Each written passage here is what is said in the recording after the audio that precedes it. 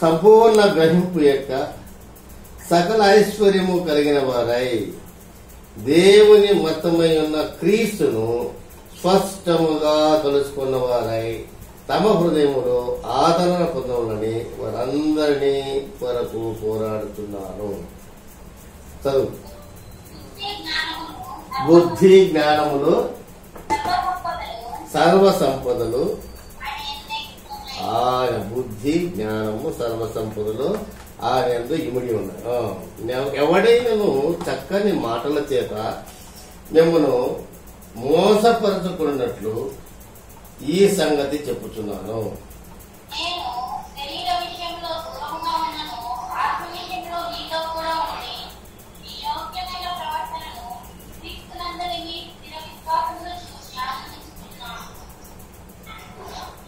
కావున మీరు ప్రభు అయిన క్రీస్తు యేసును అంగీకరించిన విధముగా ఆయనందు వేరు పారివారమై ఇంటి వలె కనపడుచు మీరు నేర్చుకున్న ప్రకారముగా విశ్వాసముందు స్థిరపరుచు కృతజ్ఞాసుకు చెల్లించుటయందు విస్తరించుచు ఆయనందుండి నడుచుకున్నది.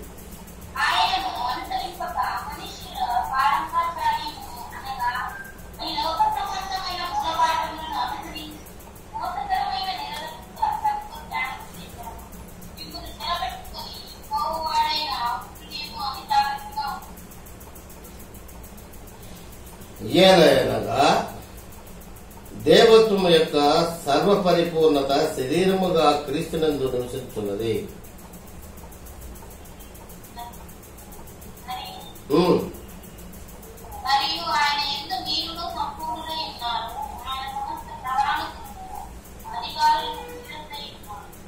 మీరును క్రీస్తు సున్నతి యందును శరీరతో కూడా స్వభావం విసర్జించి ఆయన యందు చేతులతో చేయబడిన సున్నతి పొందితిరి.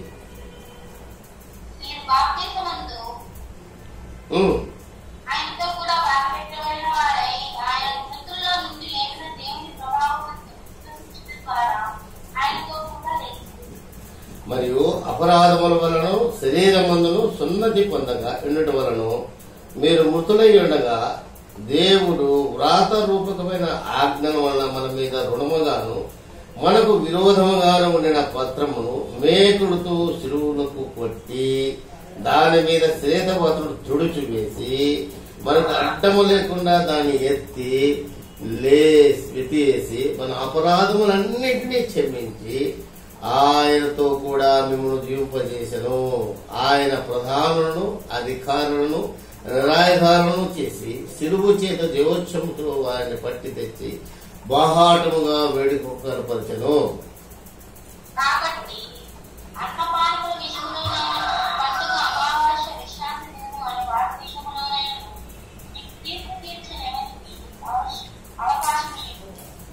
ఇవి రాబో వాటి ఛాయే గాని నిజ స్వరూపం క్రీస్తులో ఉన్నది. అది ఆయశక్తుడైన దేవతోధారాధనను ఇచ్చిన కలిగి తాను చూసిన వాటిని గురించి గొప్పగా చెప్పుకొనుచు తన శరీర సంబంధమైన మనసు వలన ఊరక ఉప్పుముచు శిరస్సు హత్తుకునే వాడవుడు మీ బాబులకు అసహించుకున్నది.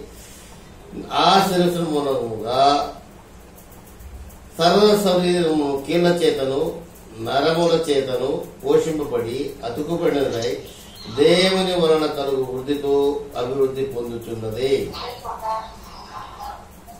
చదువు.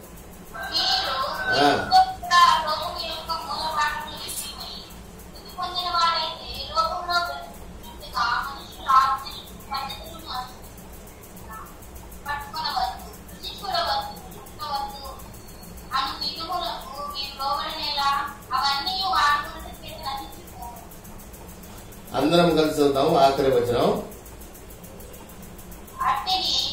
స్వేచ్ఛాత్మన విషయములోను చదువు. అట్టివి స్వేచ్ఛ ఆరాధన విషయములోను వినయ విషయములోను దేహ శిక్ష విషయములను జ్ఞాన రూపము ఎంచబడుతున్న గాని శరీరేచ్ఛ నిగ్రహం విషయంలోను చదువు. అందరు చదవాలా?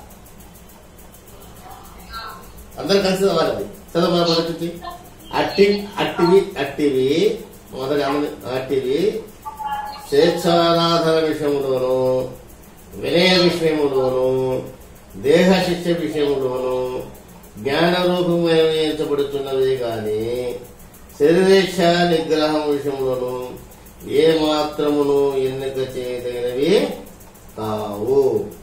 ఏమో చదవలేదా? Right, okay. చిన్న ప్రార్థన చేసుకుంటాం. మహాపరిశుద్ధుడైన పరలోకపు తండ్రి, మహోన్నతుడా, సర్వాధికారి, జీవగల దేవ, జీవాధిపతి, ఆయా మరొకసారి ఉపవాస ప్రార్థన కూడికి నిమిత్తమై ఆరాధనా మందిరంలో కూడి మిమ్మల్ని కీర్తించుటకు, స్తుతించుటకు ఇచ్చిన సమయాన్ని బట్టి మీకే వందనాలు, స్తుతులు ఆయన. మరియు వచ్చి ఆసక్తి వచ్చి ఉపవాస ప్రార్థన పనులు అందరి యొక్క కార్యము సఫలం చేయండి, వారి అక్కలు తీర్చండి. అలా ఇంకా ఎందరైతే రానాయన ఉన్నారో వారిని కూడా మీ సన్నిధానం రప్పించి మీరే మహిమ పొందండి. కొలసీలకు రాసిన పత్రిక 2వ అధ్యాయం మేము ధ్యానించుకోవటంగా అందులోని మర్మములు పాత నిబంధనలతోనేమి కొత్త నిబంధనలతోనే మాతో మాట్లాడి మీరే మహిమ పొందండి.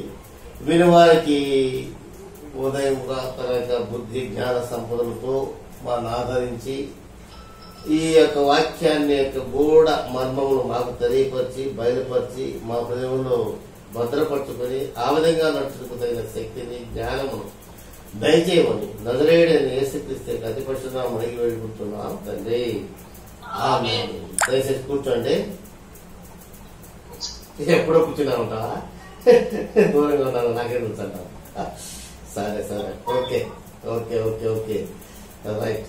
మీ కొరకును లవోదికయను వారి కొరకును శరీర రీతిగా నా ముఖము చూడడం వారందరి కొరకును నేను ఎంతగానో పోరాడుతున్నానో మీకు తెలియబోతున్నాను.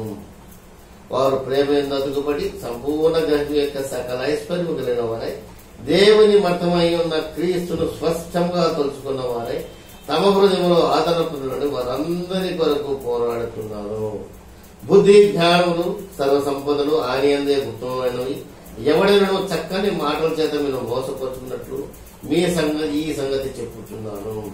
నేను శరీర విషయంలో మీకు దూరంగా ఉన్నాను, ఆత్మ విషయంలో మీతో కూడా ఉండి మీ యోగ్యమైన ప్రవర్తనను క్రీస్తునందరి మీ స్థిర విశ్వాసంతో ఆనందిస్తున్నాను. ఇక్కడ నేను శరీరంగా మీకు దూరంగా ఉన్నాను, ఆత్మీయంగా మీతో కలిసి ఉన్నాను అని అపోస్తలుడైన పౌలు చెప్తున్నాడు. అదేవిధంగా మన జీవితంలో కూడా నేను ఎక్కడున్నాను? ఇప్పుడు హైదరాబాద్ లో ఉన్నాను, శరీరంగా దూరంగా ఉన్నాను. ఏం చదువుతున్నాను నేను ఇక్కడి నుంచి? ఆత్మ ఎక్కడుంది? సాలెమారాధన మందిరం, కడప జిల్లా, రాజంపేట తాలూకా ఎంజీపురంలో ఉంది. అలాగే ఇక్కడ పౌలు దూరంగా ఉన్నాడు, ఈ కొలసల సంఘానికి దూరంగా ఉన్నాడు. దూరంగా ఉండి ఆయన చెప్తున్నాడు, అయ్యా మీ యొక్క